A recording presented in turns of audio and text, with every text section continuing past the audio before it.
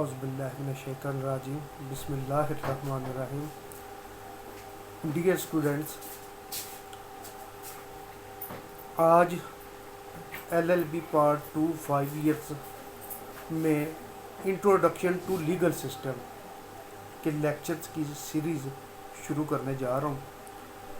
Introduction to legal system کے بارے میں تو جیسے ہم ڈسکس کر چکے ہوئے ہیں کہ یہ ایک ایسا سبجیکٹ ہے جس میں طلباء کو اس دنیا میں جو رائج لیگل سسٹم ہے اس کے متعلق اویئرنیس دی جائے گی. اس وقت پوری دنیا کے اندر جو گلوبل لیگل سسٹم ہے، جو کامن لاء کا لیگل سسٹم تھا، جو سول آرڈیشن کا ریمن سسٹم تھا، اور خصوصاً جو رومن لیگل سسٹم تھا، اس کے بارے میں اس کتاب کے اندر بڑی تفصیل کے ساتھ بتایا گیا ہے. آج ہم ایک نیا لیگل سسٹم شروع کرنے جا رہے ہیں جو کہ اسلامک لیگل سسٹم کے نام سے ہے. جہاں پر آپ نے رومن اور انگلش اور باقی نیچرل لاء کے سسٹم لیگل سسٹم کو ڈسکس کیا، دیکھا، پڑھا، اسی طریقے کے ساتھ اسلامک لیگل سسٹم بھی پورا اپنا ایک سٹرکچر رکھتا ہے. اسلامک لیگل سسٹم میں ہر لحاظ سے کانسٹیٹیوشن سے لے کر اس کے قوانین تک ہر چیز کے بارے میں سوشل، لیگل، ایتھکس، ریلیجیس، ہر چیز کے بارے میں ہمیں اسلامک لیگل سسٹم کے اندر ہماری رہنمائی ملتی ہے. تو اسلامک لیگل سسٹم کو سٹارٹ کرنے سے پہلے بیسیکلی ہمیں یہ پتہ ہونا چاہیے کہ اسلامک لیگل سسٹم ہے کیا، اس کی اوریجن کہاں سے ہے، یہ کہاں سے مارد وجود میں آیا. تو اس کا آنسر بہت سمپل ہے. اسلامک لیگل سسٹم کا آغاز نبی پاک صلی اللہ علیہ وسلم کی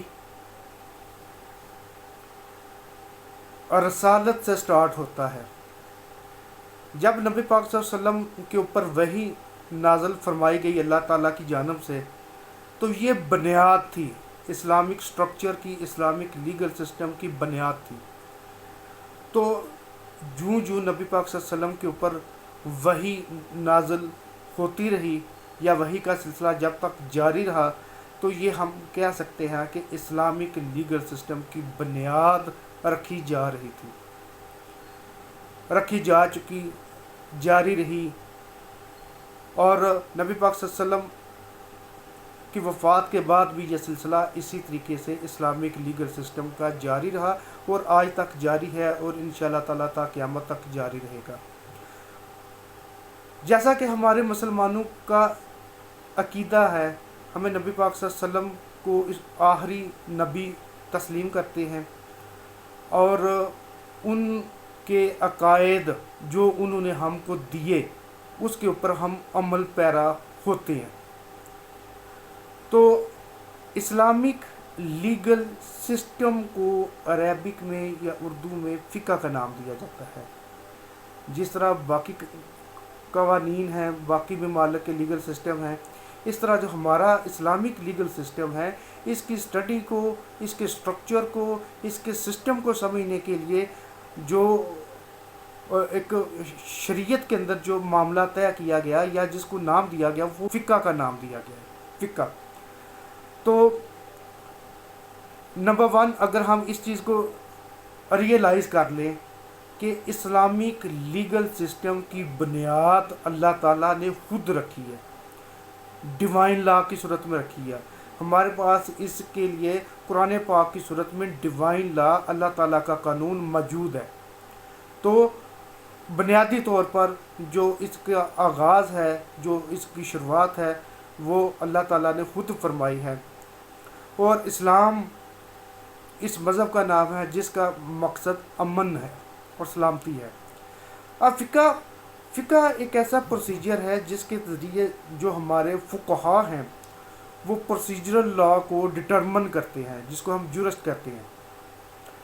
فقہا پروسیجرل لا کو، پروسیجر کو ڈٹرمن کرتے ہیں، جس کو ہم فقہا کہتے ہیں. اب امام ابو حنیفہ صاحب وہ کیا کہتے ہیں فقہ کے بارے میں، پہلے اس چیز کے اوپر بات کر لی جائے. تو امام ابو حنیفہ صاحب کہتے ہیں کہ جو اسلام ہے، جو قرآن ہے، وہ ایک نالج آف مین کائنڈ ہے، وہ پوری انسانیت کے لیے علم ہے. فقہ جو ہے وہ پوری انسانیت کے لیے ایک علم کا درجہ رکھتا ہے فقہ.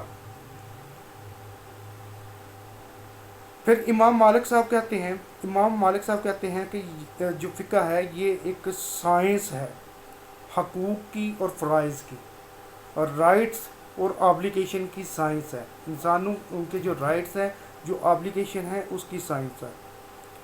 امام شافعی صاحب بھی اسی چیز کو آگے مزید ایکسپلین کرتے ہیں. وہ کہتے ہیں کہ یہ شریعت جو ہے relating to men's act and derived from specific sources, کہ شریعت جو ہے وہ اخذ کی جاتی ہے انسانوں کے کردار سے، اور جو اسپیسیفک سورسز ہیں وہ آپ جانتے ہیں، قرآن ہے، سنہ ہے، اجماع ہے، دیگر معاملات ہیں. تو یہ اس طرح کے معاملات ہیں. امام غزالی صاحب فرماتے ہیں کہ جو فقہ ہے وہ سائنس کے احکامات قانون کے مطابق ان کو ڈیل کرتا ہے. اور اگر ہم فقہ کے مقصد کی بات کریں تو knowledge of spiritual rewards and punishment, knowledge of spiritual rewards and punishment, یعنی کہ جس طرح ہمارا ایمان ہے کہ ہم مسلمانوں کو بروز قیامت اس کا اجر ملے گا جو ہم کچھ کرتے ہیں عبادات کی صورت میں. اگر جو کوئی اچھا کام نہیں کرے گا اس کو سزا اللہ تعالیٰ کی جانب سے ملے گی. تو اس چیز کے اوپر ہم بلیو کرتے ہیں. عبادات کو، معاملات کو، ان چیزوں کو ہم دیکھتے ہیں اسلام کے اندر، ہمارے فقہا، ہمارے علماء. ایک اور ضروری چیز ہے آگے مزید جانے سے پہلے، حدود اینڈ جنایت. حدود ان معاملات کو کہتے ہیں جن کا تذکرہ اور جن کی سزا اللہ تعالیٰ نے قرآن پاک کے اندر مقرر کر دی ہے، جس میں زنا کے کیسز آ جاتے ہیں، چوری اور ڈکیٹی کے کیسز آ جاتے ہیں، اس طرح کسی کے اوپر غلط الزام لگانے کے آ جاتے ہیں، اور قذف وغیرہ کے معاملات آ جاتے ہیں جن کی سزائیں قرآن پاک میں ملتی ہیں. اور جنایت کہتے ہیں کہ اسلامی کرمنل لا، جس میں انسانوں ہیومن باڈی کے خلاف offences آ جاتے ہیں، ٹارٹس کے offences آ جاتے ہیں، اس کو کہا جاتا ہے جنایت. مثلا حدود ڈفرینٹ چیز ہے. اگر کوئی بندہ کسی کو قتل کرتا ہے تو وہ حدود میں نہیں آتا، وہ قصاص میں وہ معاملہ جائے گا. قصاص میں اگر کسی کا کوئی دانت توڑتا ہے، اگر کسی کو کوئی جسمانی طور پر اس کا کوئی اعضاء کو نقصان پہنچاتا ہے یا چوٹ پہنچاتا ہے، تو وہ سارے کے سارے معاملات قصاص کی طرف جائیں گے. تو قصاص کیا چیز ہے، وہ کب لاگو ہوگی، کب نہیں لاگو ہوگی، وہ ہم بعد میں ڈسکس کریں گے. ابھی ہم آتے ہیں، یہ تو ہم نے ڈسکس کر لیا کہ اسلامک لیگل سسٹم کا جو سٹرکچر ہے، وہ جو فقہ ہے، جو فقہ کے اوپر مختلف امام ابو حنیفہ، امام مالک، امام شافعی، امام غزالی جو اس کے اوپر لکھتے ہیں، وہ ہم نے معاملات کو ڈسکس کر لیا. اب کوئی بھی دنیا کا لیگل سسٹم ہے، پوری دنیا کے اندر کوئی بھی لیگل سسٹم ہے، تو وہ سسٹم بنتا ہے مختلف معاملات کو ایک جگہ اکٹھا کر کے. اس کی بنیاد مختلف جگہوں پر اس لیگل سسٹم کی ملتی ہے. اسی طریقے سے اگر ہم اسلامک لیگل سسٹم ان کو دیکھیں تو یہ قرآن سے سٹارٹ ہوتا ہے. ایک اس کو اخذ کرنے کا، ایک اس کا سورس ماخذ کرنے کا جو ہے وہ قرآن ہے. سیکنڈ اس کا سورس جو ہے وہ سنہ ہے. تھرڈ اس کا سورس اجماع ہے، اور باقی بھی کچھ سورسز ہیں. تو اب ہم نے یہ ڈسکس کرنا ہے کہ what are the basic sources of Islamic law، یعنی کہ وہ کون سے سورسز ہیں جو اسلامک لیگل سسٹم کو بناتے ہیں. اور ڈیفینیٹلی ان میں سے جو سب سے بڑا سب سے بڑا سورس ہے وہ قرآن پاک ہے. تو قرآن پاک کو ہم سب سے پہلا بنیادی سورس قرار دے سکتے ہیں، بلکہ ہے بھی، اور یہ کمپلیٹ کوڈ آف لائف ہے. قرآن پاک کے اندر مکمل طور کے اوپر پوری انسانیت کے لیے رہنمائی کا درس موجود ہے. اللہ تعالیٰ کی ذات پوری انسانیت کو جو حکم، احکام، جو تعلیم قرآن کی صورت میں دیتے ہیں وہ پوری انسانیت کے اوپر یا ان کے لیے باعث رحمت ہے.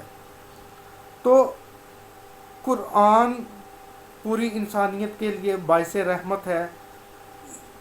اب اس چیز کو بہت سارے فقہا، بہت سارے فلاسفرز نے ڈسکس کیا ہے.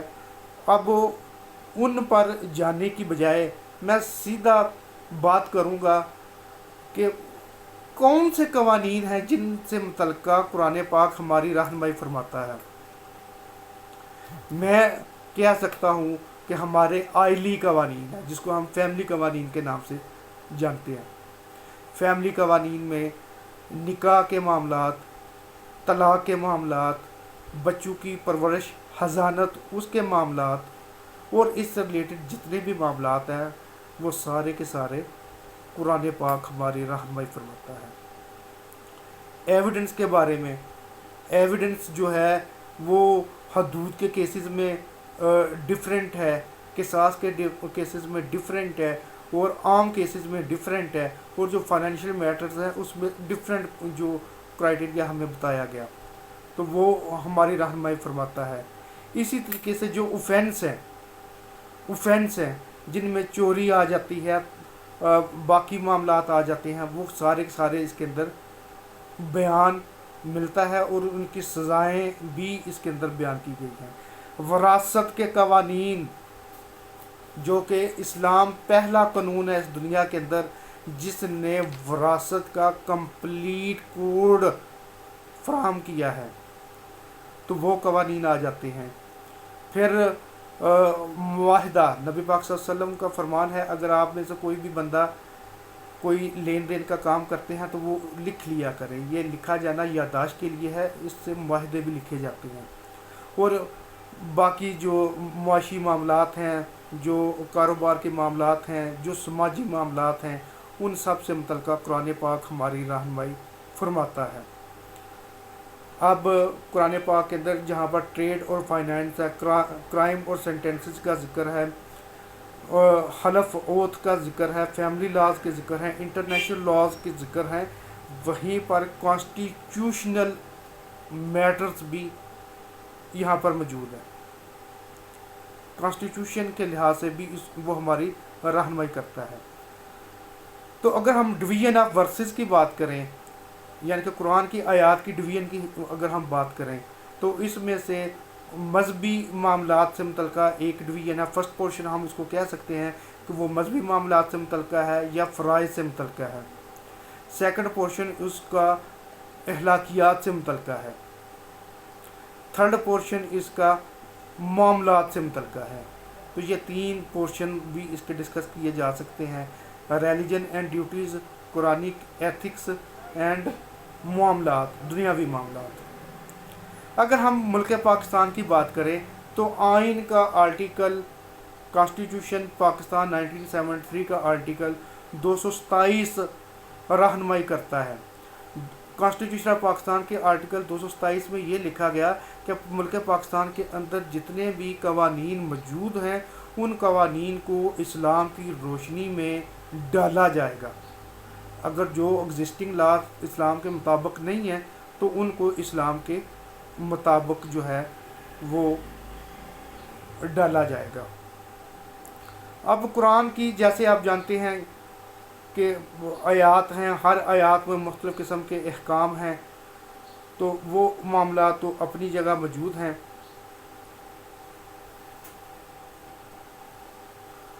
اگر قرآن پاک کی آیات کا ہم ذکر کریں یا احکام کا ہم ذکر کریں تو تقریباً قرآن پاک کے اندر 600 آیات ایسی ہیں جو کہ احکام سے متعلقہ ہیں، جس میں ہمیں حکم اللہ رب العزت کی جانب سے ملتا ہے.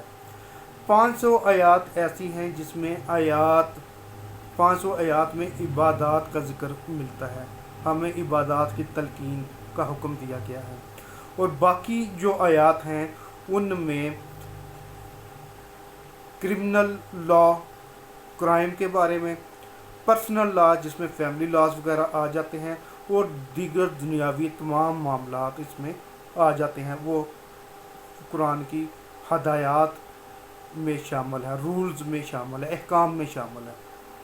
اگر ہم اب حکم کی بات کریں کہ حکم جو ہے وہ کتنی قسم کے ہو سکتے ہیں، تو سب سے پہلا جو حکم ہے وہ تو توحید کی صورت میں ہمیں موجود ہے۔ اللہ رب العزت فرماتا ہے کہ وہ واحد ہے، اس کے سوا اس کا کوئی شریک نہیں ہے۔